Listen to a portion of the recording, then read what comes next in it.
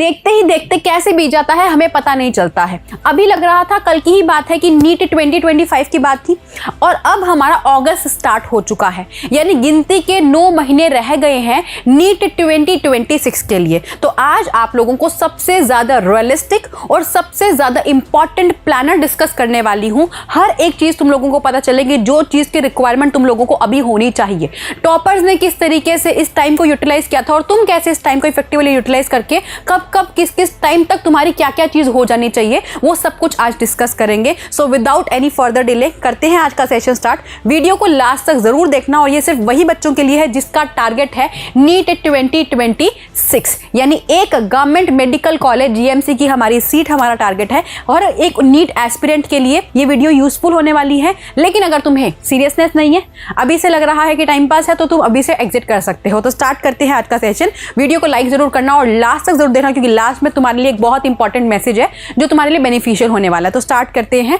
Alright, तो सबसे पहले तो हमारे पास गिनती के 38 वीक्स हम ये लेके चलते हैं। टारगेट हमारा है एक गवर्नमेंट मेडिकल की seat. Do let me know in the comment section कि तुम्हें किस मेडिकल कॉलेज में जाने का एम है, क्योंकि जब हम मैनिफेस्ट करते हैं किसी चीज को वो डेफिनेटली फुलफिल होती है। ठीक है, तो बच्चे सबसे पहले तो हमें पता होना चाहिए कि हमारा एस्टिमेटेड स्कोर क्या है। जब साइकोलॉजिकली आप अपने ब्रेन को मैसेज दे दोगे, कमांड दे दोगे कि मुझे इतना स्कोर लेके आना है, तो डेफिनेटली वो आपको उस तक अचीव करने में हेल्प करेगा। तो सबसे पहले तो बच्चे फिजिक्स में अप्रॉक्स मान के चलना कि 160 प्लस। अब इससे ज्यादा अगर तुम एक्सपेक्ट कर रहे हो तो that is very good thing, but आपको इतना एक्सपेक्ट करके चलना है, क्योंकि नीट के जो ट्रेंड्स चल रहे हैं उस अकॉर्डिंगली लास्ट जो बार में एग्जाम हुआ था उसके अकॉर्डिंग अब तुम सबके लिए ये बहुत डिफिकल्ट होने वाला है कि नीट 2026 किस तरीके से फ्रेमिंग होगी। तो बच्चे फिजिक्स में 160 प्लस, देन केमिस्ट्री में 170 प्लस, बायोलॉजी में तुम्हें टारगेट करना है 350 प्लस। बॉस अब देखो सभी बच्चे टारगेट कर रहे हैं कि अच्छा स्कोर बने, है ना, सब मेहनत करेंगे तो तुम भी मेहनत करना पड़ेगा, तुम्हें उनसे डबल मेहनत करना पड़ेगा।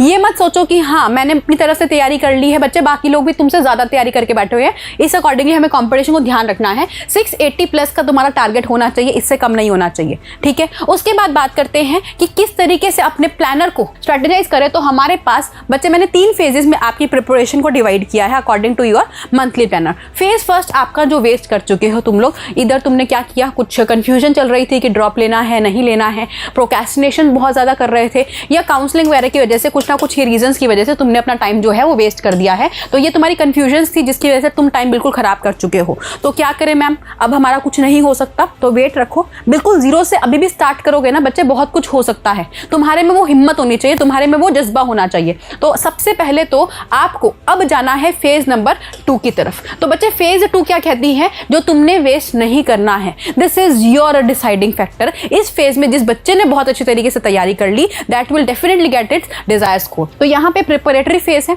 इसमें आपको अपना 80% सिलेबस कंप्लीट कर देना है।